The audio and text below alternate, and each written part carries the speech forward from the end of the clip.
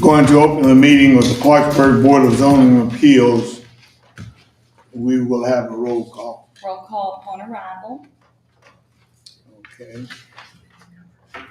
We're here for a hearing for the application requesting a variance for property located at 317 Buckhannon Avenue for additional 12 feet of height to add a second level greenhouse to the existing building. At this time, I'm going to call the Chris and his wife to come and give us an explanation of what you want. Hello, I'm Amanda. This was originally my idea because I'm a gardener. I love herbs, I love vegetables. My children love it as well. We like to can, and to me this is a way that I can get my garden from being outside to inside all year long to be able to produce this and keep them entertained and educational for them, but also so that I can always have fresh things to cook with because they like to help out with that more than anything. And I like to do that. It makes my heart happy. So to have this, I'll be able to provide them with that all year and provide healthy food for my family and the new one on the way. And I also have some special fruits and vegetables and trees that you cannot grow in this area that one day will be bigger and I need to put in a more secure area other than inside the house that I can get production from. So that's where this greenhouse will also come in hand.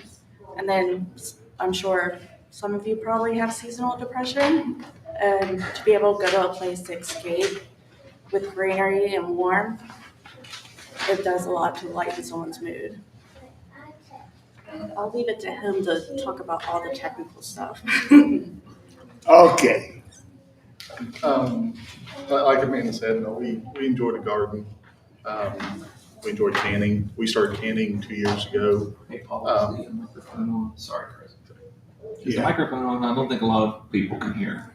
Is that better? The Paul, green light's on. can you hear him? I can hear. You can't really hear. Can Maybe just speak up everybody just a hear him? little. Just speak up and loud. Sorry about that. Let's make Oh, sure. That's all right. Tap it, see. Yeah, it's on, yeah. Like I said, 2 years ago, we started canning shortly after my grandmother passed. We actually bought the pressure canner the same day as her funeral, just to I don't know, get started back with it as part of my childhood, and canning really meant a lot to me. Today we probably got about 700-800 jars, canned up in her basement of everything from collard greens to stews and soups and hamburgers and jams and jellies and all kinds of things. So it's something we truly enjoy.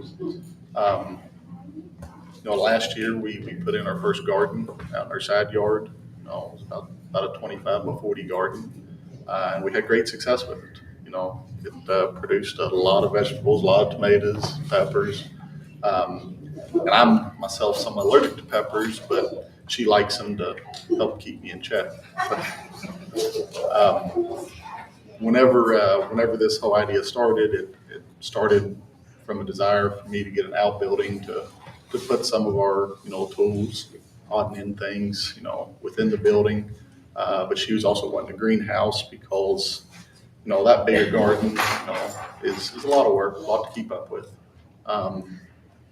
And we was wanting a smaller footprint, but something to go year round, just to keep up with the demands of our family. So we come up with the idea here of the outbuilding. We ordered it, inspected it to have a second subfloor on it. The second subfloor is already on the building. We worked with Ashley in code. We got all the permits and everything for it. Adhered to all of our setbacks. My neighbor that's immediately beside the greenhouse, he's here tonight. We worked through all that. We put it on a concrete foundation, just to make sure it'd have the structural support and everything to support the second floor. And also, I'm a contractor by trade, so I wanted to make sure that everything was built in accordance with the first floor to support the second floor. This wasn't an afterthought. It was something that we planned from the beginning. Unfortunately, after we got our original permit to set the building there, it was brought to my attention later on that we found a height restriction in the code for the accessory buildings, and that's delayed construction almost a year now to finish her greenhouse. Just until we wait and hear on your all's approval. Like I said, I'm a contractor. We love the garden. We love spending time with our kids there. Having this up there is going to mean a lot to our family. It's going to mean a lot to what we do with our kids, both the ones we have and the ones we have on the way. I know the construction process hasn't been the best process to look at, but once we can get this approval and we can get the greenhouse finalized and built, then I think it's something that will look very nice, and we're going to try to do it upright. One thing I noticed wasn't in the package was a picture there. I just got one copy. We can go pass it around. That's the pillars on our side porch. That'd be beside the greenhouse there. The two pillars that we're going to have in the front of the greenhouse, we're going to be styling, after our front pillars right there, just to maintain continuity. The front doors on the greenhouse right there, we styled to match the existing garage door I have on my garage.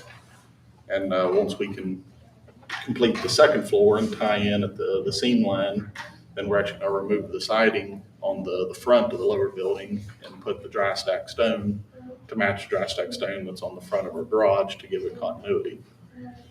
As far as the overall height of it, the overall height that we're seeking would put the top of the greenhouse to match with the existing height of our existing garage.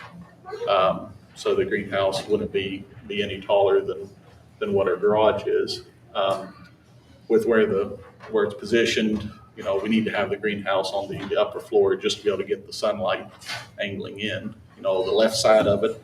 And that's why the windows in the picture you're seeing is focused on the left side of the building. That's the southern facing direction, that gets the most sunlight over the course of the day. So, as far as I know, codes looked at, signed off, gave every approval on the bottom story. I don't believe they've had any issues or concerns with the construction of the second story. The only thing that's limiting us is the height restriction within the ordinance. So we're hoping to have your all support today. We appreciate it. All right, thank you. Are there anyone who wants to speak for or against the proposal? Come forth, ma'am. Come to the mic, please. I would like to, I'm Jane Palumbo. I live at 217 Buckhannon Avenue, which is the next block down. And I'm opposed to it because ever since Mr. Lane bought the property, it has deteriorated. The grass is not mowed. We've had several complaints on the street. People call me because I chair that beautification committee, and they ask what they can do. They put a large garden in last year, but the grass was not mowed. It's just been one disaster after another. There's heavy equipment that sits in the yard, which is an ordinance against that for the city. I think the Lane family needs to be on a farm, not in a residential section of Clarksburg. I have no problem with him personally. I just don't like how he's kept the property, how it's deteriorated, how it's hurt all of our property values since he moved in 3 years ago or whatever. I don't think we need anything else from him at this point. It seems like when I think nothing can get worse, something else gets worse. And it's not a good situation, and I'm totally against it. And there's several people that came tonight that are my neighbors that would probably like to speak also. So I just, if that's allowed, then. Are there any others? Come forward.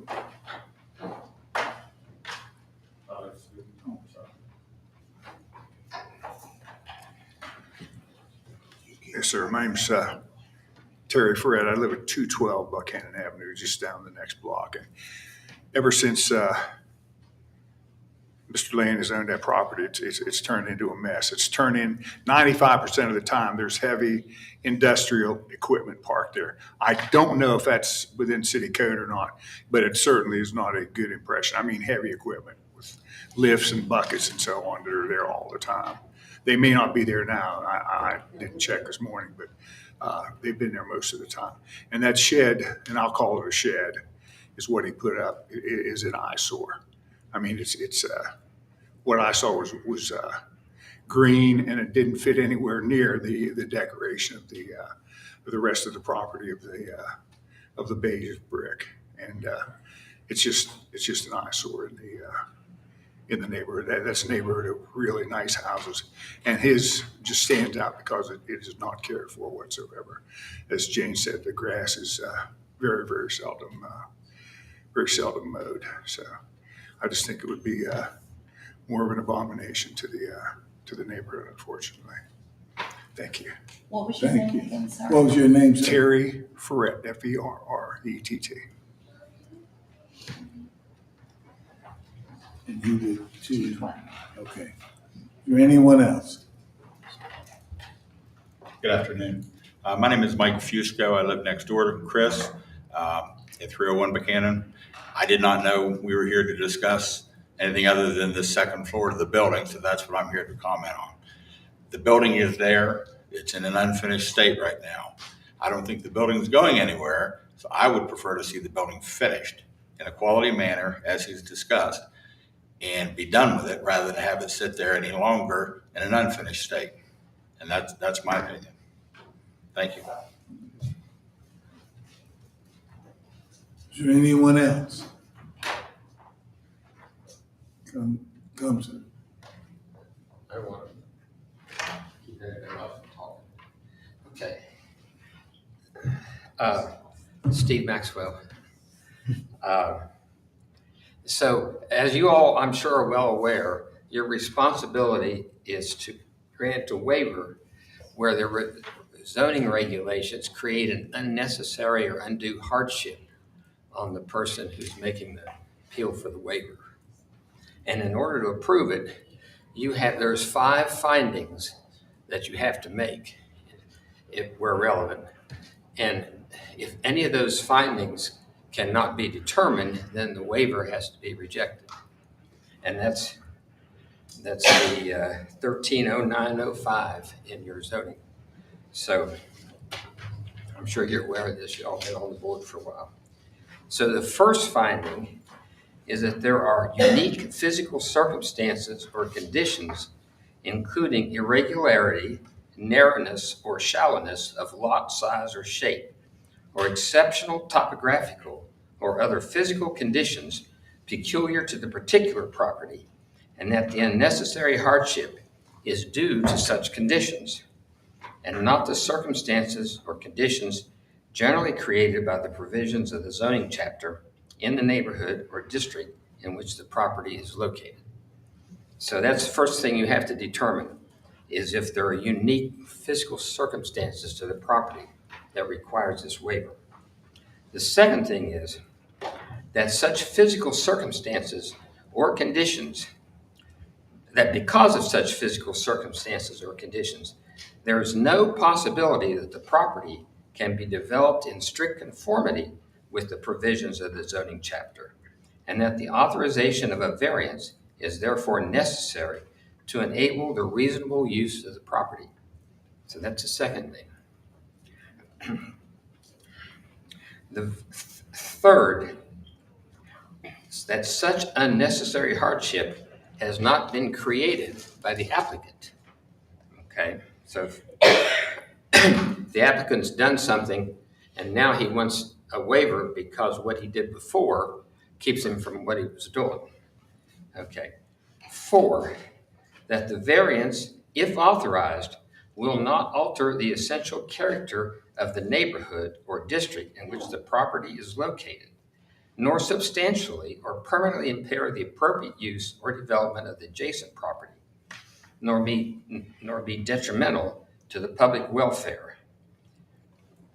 And 5, that the variance, if authorized, will represent the minimum variance that will afford relief and will represent the least modification possible of the regulation in issue. So you have to find that all 5 of those conditions exist in order to prove it. If you find that any one of them fails, then the waiver has to fail. So I'd ask you to carefully consider, and I don't know if anyone wants to have any additional comments about any of these issues. But I don't live in the neighborhood. I have friends that do. And so that's what I wanted to talk about.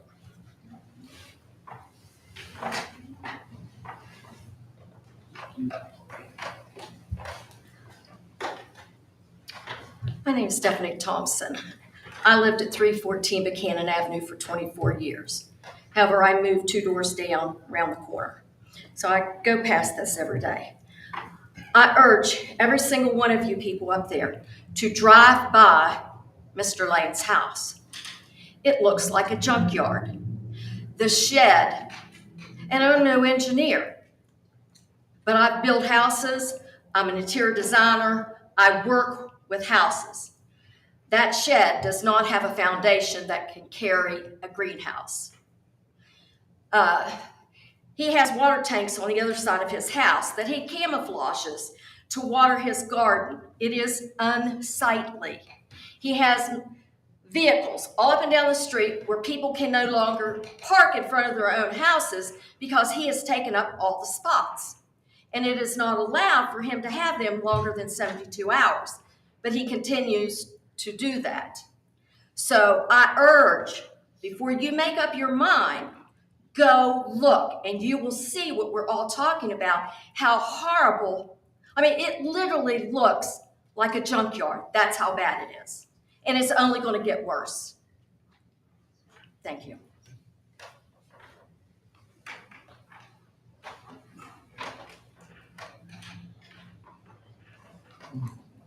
My name is Jack Keeley. I live at 316 Buckhannon Avenue. 317 Buckhannon Avenue is across the street from me. I think the purpose of what we're here for is this two-story building on the edge of his property, and Chris Lane is a friend of mine, an acquaintance too, that on the edge of his property, he's put a two-story outbuilding and wants to put a greenhouse on top of it. Now, I've got a quarter of an acre on my side of the street, and he has ample property, probably 4 times that much on his side of the street. And this is put into one corner over there, near on the property line. And if I ask you to look anywhere else in the neighborhood and see if there's anything that looks like this, I'd be surprised, because it's an outbuilding and then putting a greenhouse on top. If he wants a greenhouse, he can put it on the ground level. If he wants a shed, he can put it on the ground level. But I don't think a two-story outbuilding like this is in keeping with the property or our neighborhood.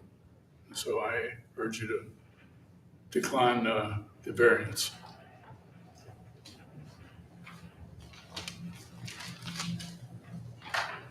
Is there anyone else?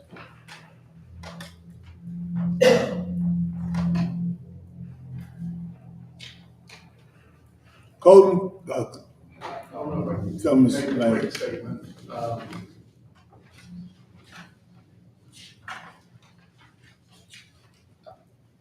I can understand and appreciate everyone's comments here this evening. I said I am a contractor by trade. I do have man lifts. I do have forklifts. I do have tractors. I do have trucks. Those are all things that I own. And periodically, at given point in times, yes, I do have some of my equipment at my home. I bring my man lift over to clean out gutters, downspouts, to trim trees. I've loaned it out to my neighbors before and helped them clean out their gutters as well. My house is a 3-story house. It's safety concern to get on a ladder 3 stories up in the air. So I utilize the man lift when needed. It's the safest thing that I can do. I do currently have a tractor there. We're currently changing over some of our mulch beds to rock beds. So I do have a tractor there to handle the rock. I do have a forklift there to handle some heavy materials that we have there. None of this stuff is there year round, and none of the stuff is there anytime I'm not actively working on a project there. I've lived there for a few years now. I'm still trying to settle in and find my own with the property. I've had a lot of active construction, a lot of active projects. I have ran every one of my projects by code whenever we've done them. Like I said, I talked to code about this greenhouse from day one. Permits was issued. After a building was ordered and in place there, it was found out that there was a height restriction that was overlooked on both my part and codes, I believe. No fault of theirs. It was in a buried section there. I know Ashley's here this evening. In the entire time that I've been there, you guys are more than welcome to ask him. I've never once received a code violation for anything on my property. Not for any of my activities, not for the state of my property. I've had code, stop by, look at the building, look at the structure, confirm the foundation that's underneath it. And they signed off on the structure that's there and existing. So I do apologize that my property doesn't meet the level of standards of some of my neighbors. No, that's their opinion. They're entitled to it. Can say I've become accustomed to this community. I've been in Clarksburg for about 15 years now. Originally from Calhoun County. I plan to keep Clarksburg my home. I plan to stay here from here on out. I've already had to bury a child in this city, so I'm gonna stay here from here on out. And while Mr. Maxwell made a point that, this is a building that I have created and put in there, this is so we can enjoy our property, enjoy our home, be able to garden with our children and enjoy our life. And I apologize if it creates any unrest or disappoints any of my neighbors. It's not our intention. So, appreciate your time. I might speak again. I think Chris is missing the point. Today, we're here to talk about a second story on an outbuilding that's not in keeping with the property. And my point today is not to bring up all the issues that we have in the neighborhood of code enforcement, not mowing the grass or all that. That's not it. And Chris, we certainly are, we get code enforcement after you if that was the issue. The issue today before you is that you have application for a 2-story building on the edge of the property next to some very lovely homes, and it's not in keeping with the neighborhood or the house itself, his house itself. So I urge you to decline the variance. Well, I have one more thing to say. As far as addressing what Mr. Lane said, he said that he hadn't been cited for any code violations. I know that the grass was one that he was about to be cited for. I thought he already had been, because I called him personally last year and said to him that there was a problem with his grass and that the neighbors were complaining. The place was in really poor shape. And he said, well, I can't find anybody to do it. And I said, there's an ordinance in the city that your grass can't be that high.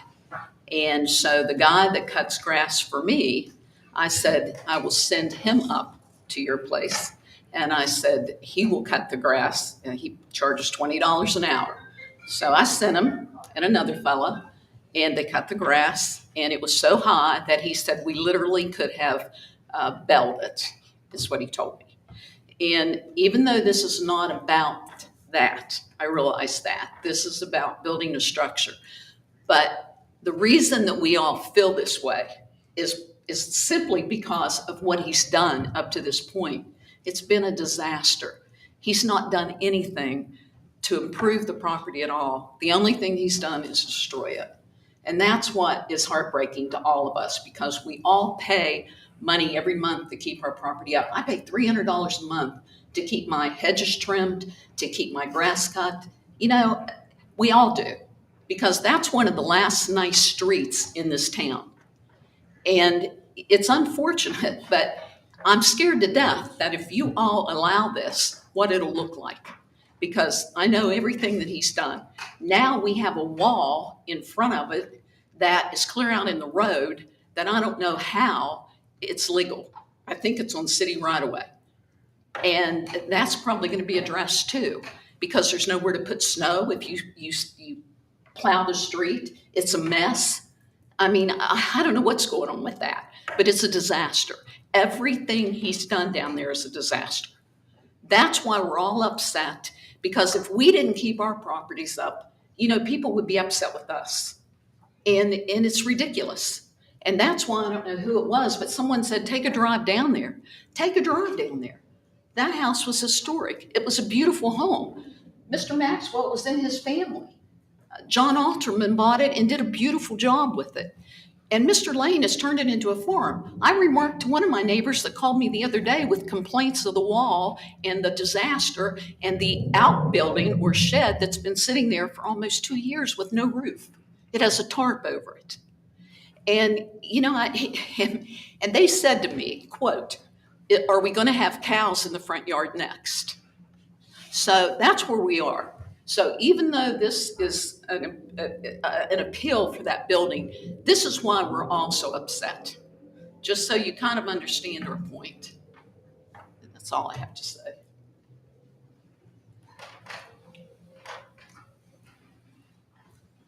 I don't mean to impose too much, but I think I might say this, Chris. You're here in the neighborhood, speak up. You need to make an improvement. And that's not what's here before, but I think code enforcement is gonna be crowding you very much on what you've done over there and what you have to do to keep the place up.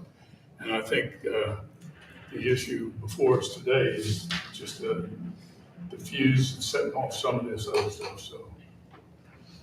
And I'm a friend of Chris's. Code enforcement, I need to know from you, do we have any problems or what with this building? We're talking about this building. He's requested to Come have, here, so everybody can hear you. we're here about the 14-foot. That's right. 14-foot height restriction. I cannot sign off on it. It's a city code. I can't approve it. He's within his rights to request a variance, which he has. We've heard comments against and for what he's wanting to do. You're welcome to, approve it or rule on it as you see fit. You can deny it if you see that fit. I can't sign off on it. I don't have that authority to make adjustments. The body does. If you think it's an appropriate thing to approve, you're welcome to. If you don't think it's an appropriate thing to approve, you can deny it. You could possibly even send it back to planning and zoning, to consider the height restriction. You're welcome to do as you see fit. We need to have a discussion.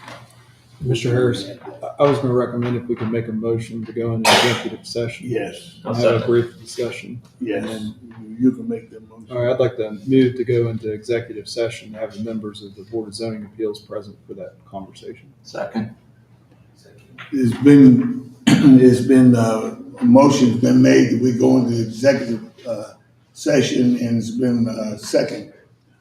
We should not be more than maybe 15, 20 minutes, but we need to discuss this whole matter. And we will be back with a decision. Where can we go?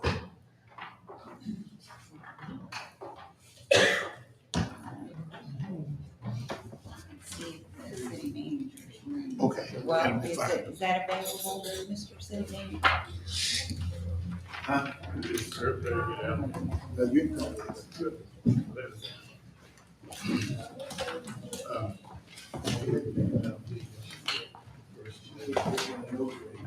No, yeah. Yes, thank you very much.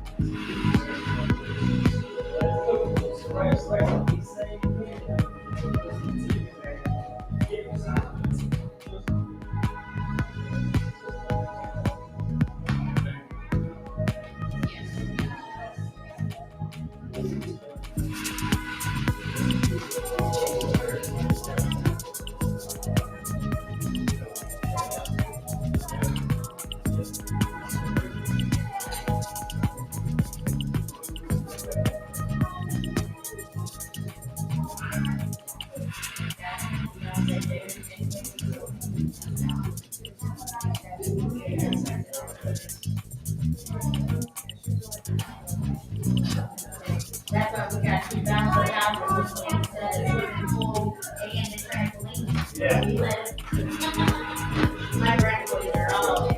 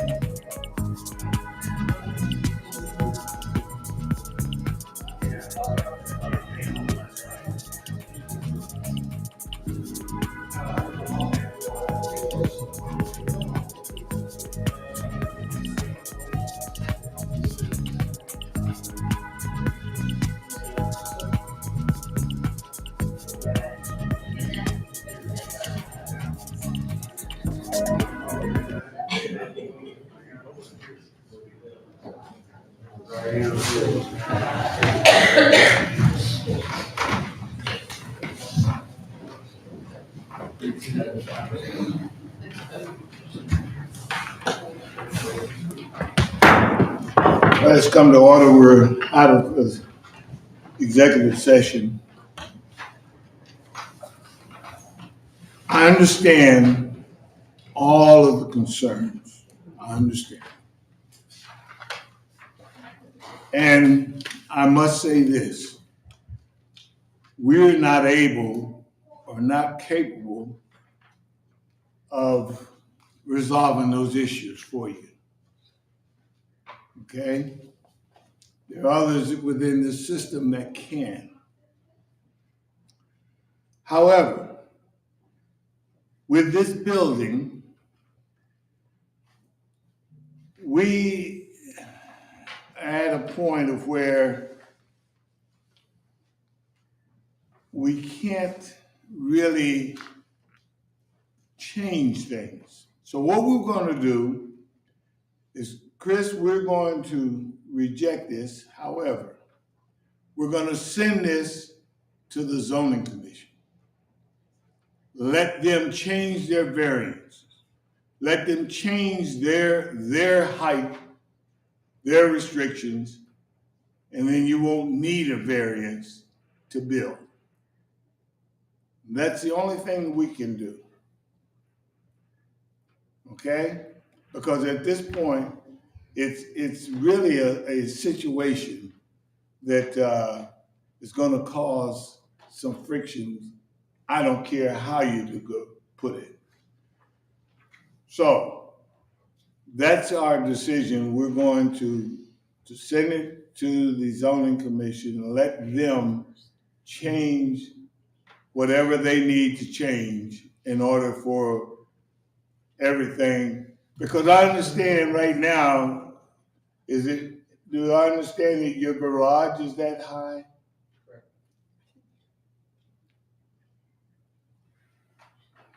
Was there a variance made on that? Or when was the garage built? The garage was built in 2014, to my knowledge. 2014, to my knowledge. That was before I owned the property. I'm not the one who built the garage.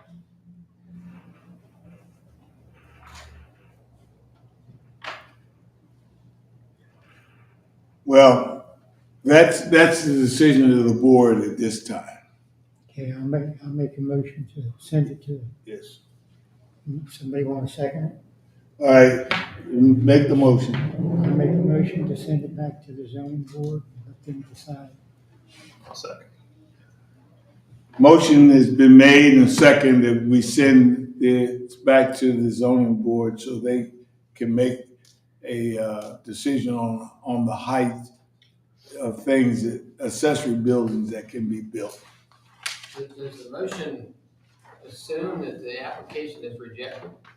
No, What, we rejected it to send it back to the board. So the motion, the motion assumes that the application is rejected, and you're referring it to the. we're leaving it to the zoning board to make their Yes. decision. I think you have to decide whether the application is approved or not approved. We did not approve it. Yeah. We're sending it back to the board Yeah, for but them you- to make their decision on how they can change the rules. I would suggest that the motion specifically state that the application is Not making rejected. that motion. So,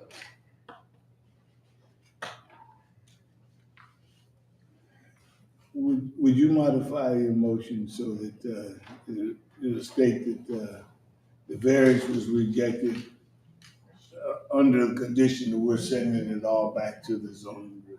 Would you do that? For reconsideration. Right. Okay? Is there any? I'll second that. All three? Okay. Aye. Is there any other business to be handled? Question. Sir? Is the zoning board, zoning different than you? Yes, all we do is we do appeals. That's all we do. They make the laws. Okay? This meeting is adjourned.